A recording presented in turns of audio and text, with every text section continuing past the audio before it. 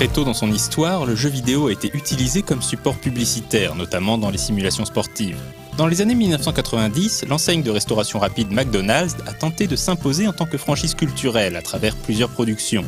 Après un échec cuisant au cinéma, non, ce n'est pas une blague, la première adaptation vidéoludique débarqua sur NES en 1992.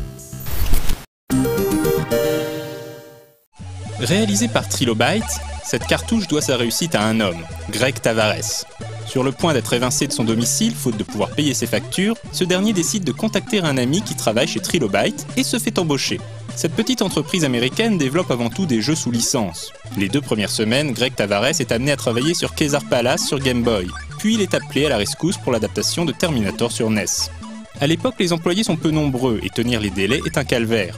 Alors que la création de Terminator sur la console de Nintendo avance bien, Greg Tavares est de nouveau muté sur un projet inédit, MC Kids.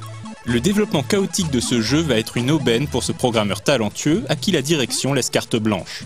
Conçu en 13 mois à cause du retard accumulé, MC Kids possède de réelles qualités.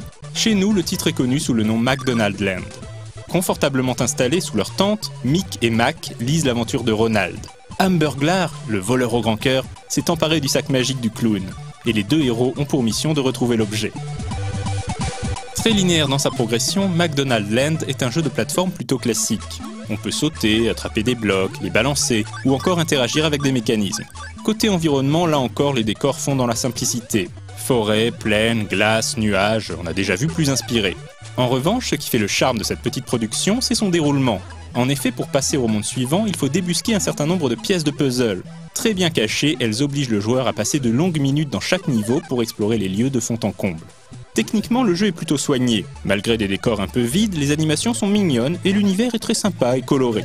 Sans venir se frotter à Super Mario Bros 3, c'est une aventure attachante et réussie. Pour la petite histoire, les développeurs ont été très déçus de l'attitude de l'enseigne McDonald's vis-à-vis de leur jeu. À l'origine, il était prévu qu'une promotion Happy Meal soit organisée pour la sortie du titre. Mais seuls des coupons pour remporter le jeu ont été proposés dans le menu pour enfants. Une maigre récompense, même si les joueurs ont apprécié le jeu et c'est bien cela que Greg Tavares retient aujourd'hui. Une version Game Boy de McDonald Land verra aussi le jour.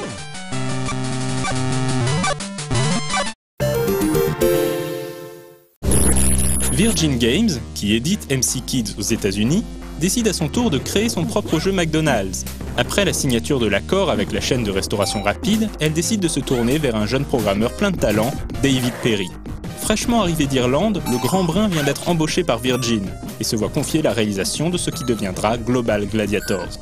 Alors que l'enseigne McDonald's avait refusé la présence d'un hamburger dans le jeu MC Kids, elle donne cette fois la permission à David Perry, mais ce dernier a une autre idée en tête.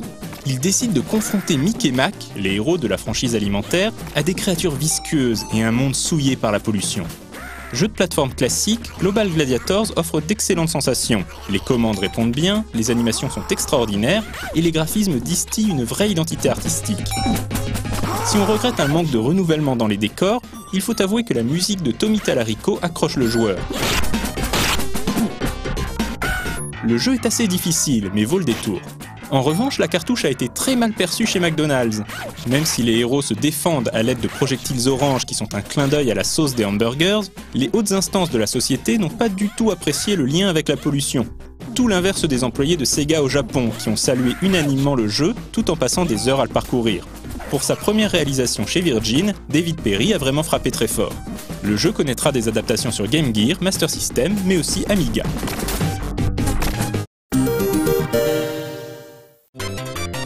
À la même époque, Sega et McDonald's signent un contrat portant sur la réalisation d'un jeu vidéo pour Mega Drive.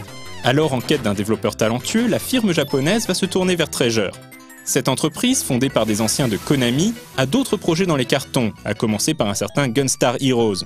Une légende urbaine raconte qu'un accord a été passé entre les deux compagnies. Un accord ou plutôt un chantage, puisqu'on raconte que Treasure n'accepta de réaliser le jeu McDonald's qu'à la condition d'obtenir carte blanche pour Gunstar Heroes.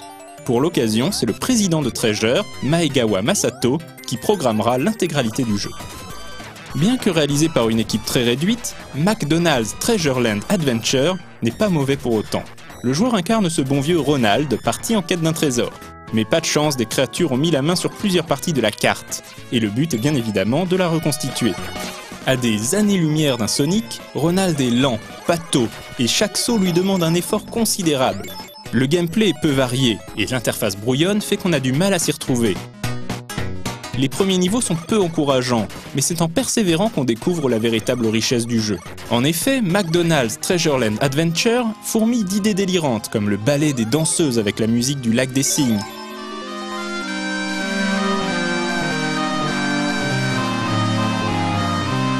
ou encore son boss final. De surprise en surprise, le joueur profite d'environnements qui exploitent bien la palette de la Mega Drive. Les mélodies sont également entraînantes, et les défauts du début d'aventure sont rapidement oubliés.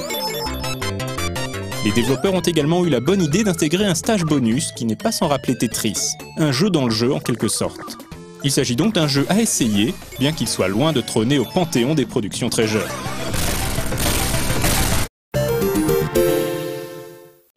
Au final, les jeux McDonald's s'en sortent vraiment bien. Jolis et plaisants à parcourir, ils ne sont pas dénués de défauts, mais leurs qualités sont indéniables. Durant la période 16 bits, beaucoup de jeux sous licence ont vu le jour, mais peu peuvent se targuer d'être aussi soignés que les titres portant le sceau de la chaîne de fast-food. Comme quoi...